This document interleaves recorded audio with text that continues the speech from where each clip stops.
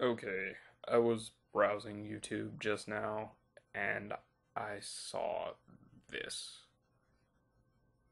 Honestly, it is possibly the biggest piece of misinformation out there. This is not evolution, people.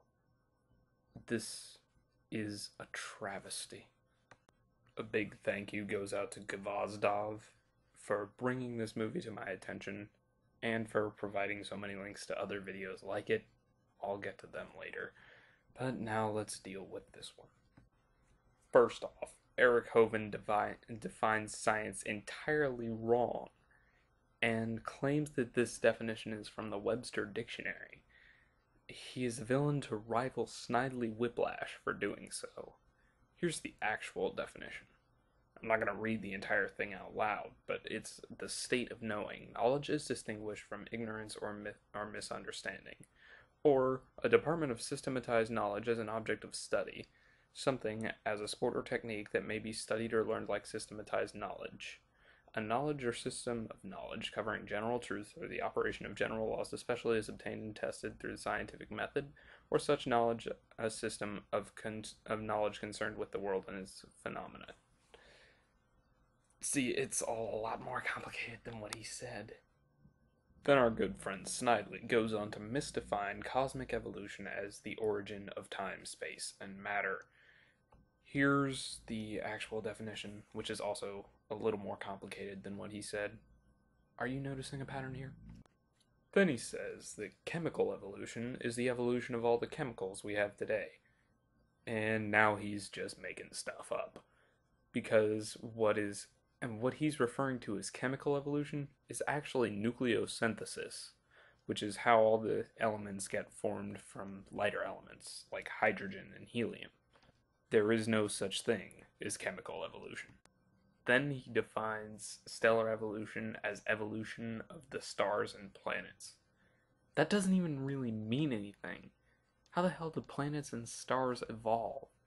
But anyway, what stellar evolution actually is the process of studying a star's life cycle. It has nothing to do with planets. Stellar equals star.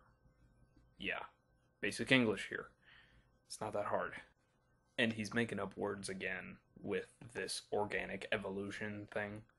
There's no such thing as organic evolution. It's called abiogenesis. It's not life. Start. Not hard. Come on. You can't just name anything you want evolution. The only thing Hovind is trying to do here is to confuse people. Hovind actually redeems himself somewhat in his definitions of macro and microevolution.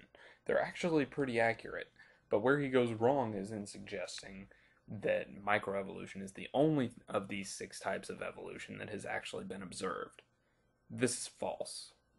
See, it may lie with the unreasonable definition of macro and microevolution that he's using.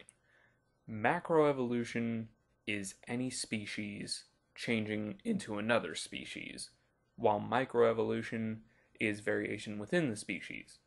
I think what he's expecting from microevolution is a dog turning into a horse, when really it's just a dog becoming a new breed of dog. It's just, he's defining it weird. So he refuses to see any of the examples of it.